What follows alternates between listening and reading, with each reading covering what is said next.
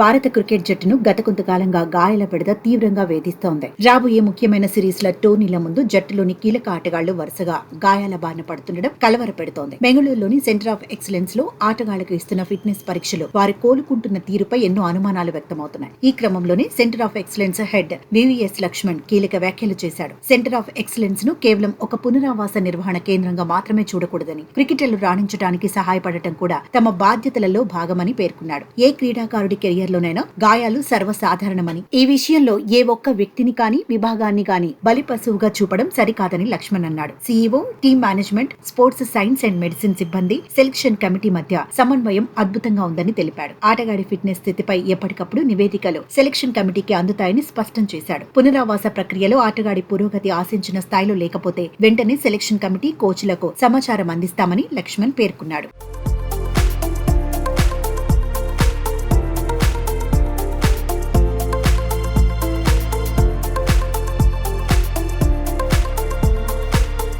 Bumrah, Sai సుదర్శన్లను fitness సాధిస్తేనే జట్టులోకి తీసుకోవాలని ఉద్దేశంతోనే ఎంపిక చేశారని తెలిపాడు. ఒకవేళ వారు ఫిట్నెస్ పరీక్షలో అర్హత సాధించకపోతే వారి స్థానంలో ఎవరిని తీసుకోవాలో సెలెక్టర్లకు ముందే తెలుస్తుందని అన్నాడు. ఇందులో ఎలాంటి గందరగోళం లేదని, మొత్తం ప్రక్రియ పారదర్శకంగా ఆటగాడు జట్టు ప్రయోజనాలను దృష్టిలో ఉంచుకుని ముందుకు సాగుతుందని లక్ష్మణ్ వెల్లడించాడు. కాగా ఆగస్టు 15 నుంచి శ్రీలంకతో జరగనున్న టెస్ట్ సిరీస్ సమయానికల్లా స్టార్ బౌలర్ జస్ప్రీత్ బూమ్రా, సాయి సుదర్శన్ పూర్తిగా కోలుకుంటారని సెలెక్టర్లు వారిని జట్టులోకి ఎంపిక చేశారు. కానీ బూమ్రా మోకాలిలో నీరు చేరడంతో అతడికి నయం అవ్వడానికి ఇంకాస్త సమయం పడుతుందని టెస్ట్ సిరీస్ నుంచి తప్పించారు. సుదర్శన్ కాలివేలి గాయం నుంచి పూర్తిగా కోలుకోకపోవడంతో అతడు సిరీస్ కు దూరమయ్యాడు. మరోవైపు యువ పేసర్ హర్షిత్ రాణా పరిస్థితి మరింత ఆందోళనకరంగా మారింది. తొడ కండరాల గాయంతో సుమారు 4 నెలల పాటు ఆటకు దూరమైన అతను రీఎంట్రీ ఇచ్చిన కొన్ని రోజులకే మళ్లీ అదే గాయంతో వెనుతిరిగాడు. ఈ క్రమంలోనే పూర్తిగా కోలుకోకముందే అతనికి క్లియరెన్స్ ఇచ్చారా అనే ప్రశ్నలు కూడా తలెత్తుతున్నాయి.